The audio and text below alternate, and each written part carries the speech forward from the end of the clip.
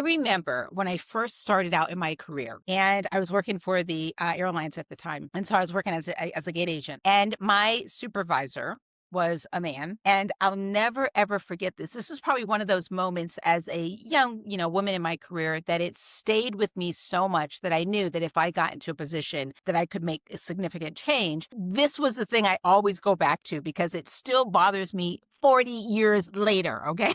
So I was working at the airport. It was a busy Thanksgiving weekend. We all have probably traveled during Thanksgiving. You know, it can be an absolute nightmare. And I remember the plane had a female captain. And it was Boston. It was freezing out that day. And so she'd gone in and she did something with putting the heat on or something with the plane, kind of getting it ready. Whatever she did caused the windshield to crack. Basically, the flight was going to be canceled. Now, you don't want to cancel flight during Thanksgiving because you can't move. You can't get those people. Everything was booked solid. There was no way we were going to get people back to make it to Thanksgiving dinner. And, that one canceled flight now was just, it threw off the whole gate because now we got to rebook 125 people and tell them you're not going wherever you thought you were going for Thanksgiving. So it was a horrible situation. And so now me and my boss are going back up the ramp because we've got to get ready to announce it to the customers and rebook. And as we're going up there, I never forget, he said to me, he goes, "You know what, Steph?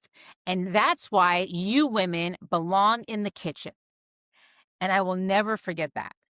Because he was so mad because he's like, she just screwed up, this female captain.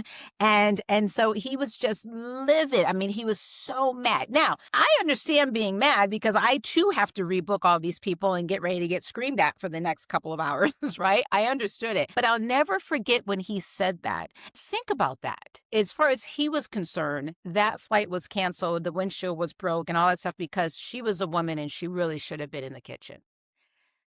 So, have I been around it? Has it happened? Yeah, I'm in a male-dominated space. I could probably spend weeks giving you examples of how I've heard it, seen it, being directed at me or what have you.